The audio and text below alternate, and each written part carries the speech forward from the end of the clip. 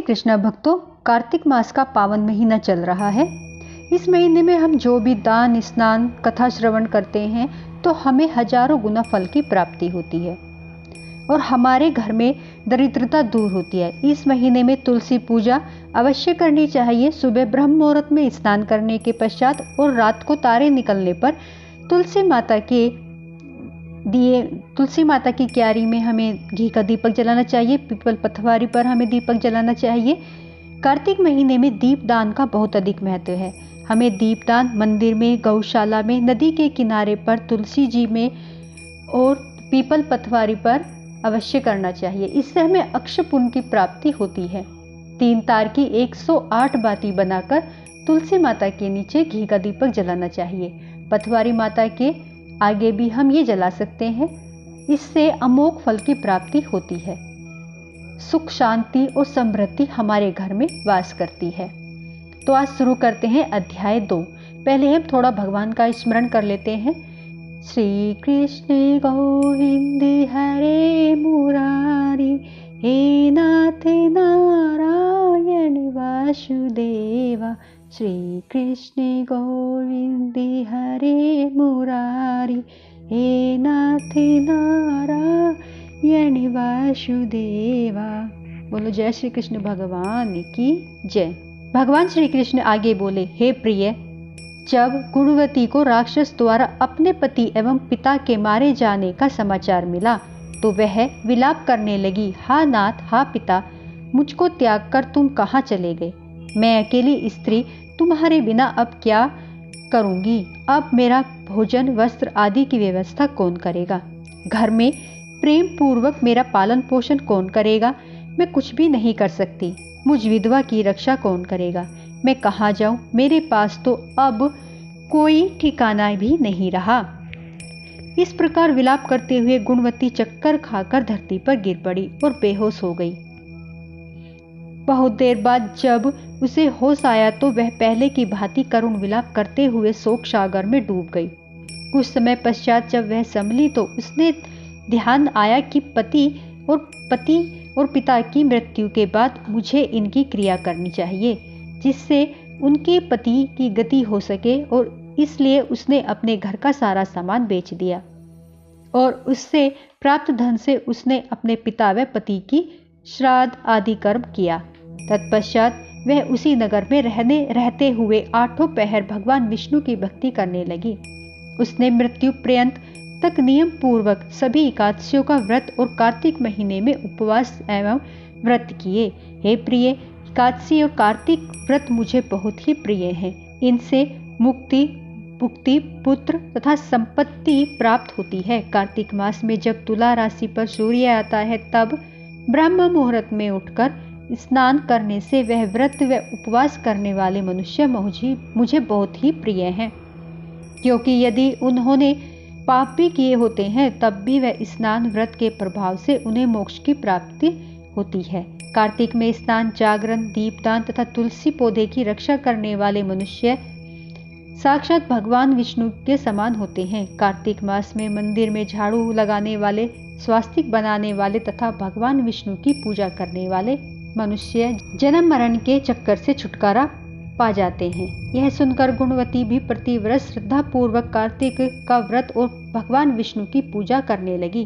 हे प्रिय, एक बार उसे ज्वर हो गया और वह बहुत कमजोर हो गई। फिर भी वह गंगा के किनारे पर किसी तरह चली गई। गंगा तक वह पहुंच गई, परंतु शीत के कारण वह बुरी तरह से कांप रही थी। इस कारण वह शिथिल हो गई। तब मेरे दूत उसे मेरे धाम ले आए। तत्पश्चात ब्रह्मा आदि देवताओं की प्रार्थना पर जब मैंने कृष्ण का अवतार लिया तो मेरे गण भी मेरे साथ इसी पृथ्वी पर आए, जो इस समय यादव हैं। तुम्हारे पिता पूर्व जन्म में देव शर्मा थे तो इस समय वह सत्राजी हैं।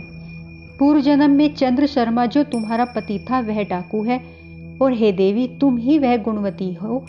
कार्तिक व्रत के प्रभाव के कारण ही तू मेरी अर्धांगिनी बनी हो।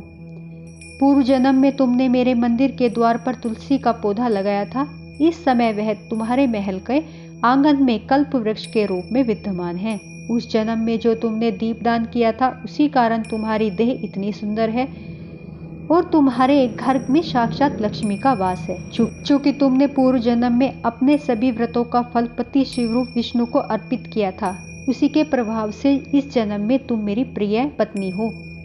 पूर्व जन्म में तुमने नियम पूर्वक जो कार्तिक मास का व्रत किया था, उसी के कारण मेरा और तुम्हारा भी वियोग नहीं होगा। इस प्रकार कार्तिक में व्रत आदि करने वाले मनुष्य मुझे तुम्हारे समान प्रिय हैं।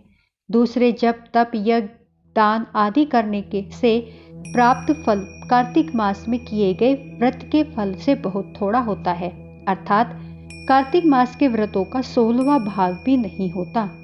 इस प्रकार सत्यभामा भगवान श्री कृष्ण के मुख से अपने पूर्व जन्म के पुण्य का प्रभाव सुनकर बहुत प्रसन्न हुई। तो दोस्तों, आज हमारा दूसरा अध्याय संपूर्ण होता है।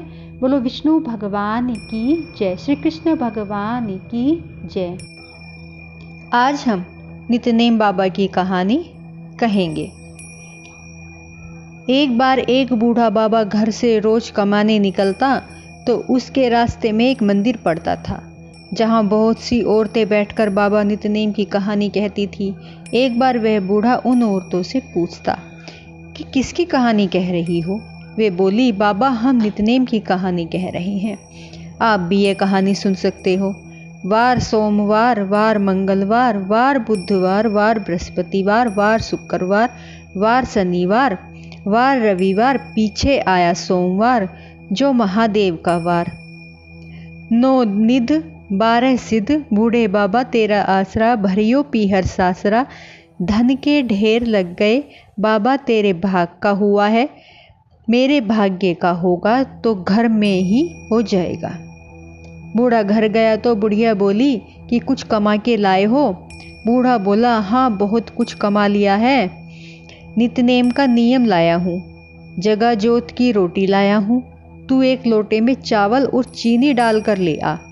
हम नित्यनेम की कहानी कहेंगे। दोनों ने नित्यनेम की कहानी कही। वार सोमवार, वार मंगलवार, वार बुधवार, वार बृहस्पतिवार, वार शुक्रवार, वार शनिवार, वार रविवार, पीछे आया सोमवार, जो महादेव का वार है। 9 निध 12 सिद्ध, बूढ़े बाबा तेरा आसरा, भरियो पीहर सासरा। अब बूढ़े बाबा के घर में भी धन हो गया। बूढ़ा एक दिन बोला कि हमारे घर में तो बहुत धन हो गया है, आज हम चलो बेटी का पता लेकर आता हूँ। बूढ़ा बेटी के घर गया, उससे पूछा कि बेटी तू सुखी है कि दुखी। बेटी बोली, मैं तो बहुत दुखी हूँ, कुछ खाने को हो तो खा लेते हैं, नहीं तो मुंह पर हाथ फेर कर ही सो जाते हैं। बूढ़ा बोला कि कोई बात नहीं बेटी, सब ठीक हो जाएगा, तू नित्यनेम बाबा का नियम ले ले। लोटा भरकर उसमें चीनी और चावल के दाने डालकर ले आ। बेटी ने ऐसा ही किया और कहानी कही। वार सोमवार, वार मंगलवार, वार बुधवार, वार बृहस्पतिवार, वार शुक्रवार, वार शनिवार, वार रविवार, पीछे आया सोमवार, जो महादेव का वार। 9 निध 12 सिद्ध, बूढ़े बाबा तेरा आसरा, भरियो पीहर सासरा। कहानी कहते ही बेटी के घर में धन का ढेर लग गया, जिसे देख देवरानी जेठानी भागी भागी आई और कहने लगी कि तेरा बाप आया था, क्या देकर गया। बेटी ने कहा कि मेरा बाप तो बहुत कुछ देकर गया, नित्यनेम बाबा का नियम दे गया, जगह जोत की रोटी दे गया। देवरानी जेठानी कहने लगी कि हमें भी सुना दे। वह बोली, ठीक है तुम भी सुन लो। वार सोमवार, वार मंगलवार, वार बुधवार, वार बृहस्पतिवार, वार शुक्रवार, वार शनिवार, वार रविवार, पीछे आया जो सोमवार, जो है महादेव का वार। 9 निध 12 सिद्ध, बूढ़े बाबा तेरा आसरा, भरियो पीहर सासरा। यह कहते ही धन के ढेर लग गए। हे नित्यनेम बाबा, जैसे आप बूढ़े पर टूटे, बेटी के घर पर टूटे, वैसे सबके यहाँ टूटियो। कहानी कहते, हुंकारा भरते, सुनते, सब पर टूटियो, सबके घर धन धान्य से भरी पूर्ण करियो, सबके घर धन के ढेर लगाइयो।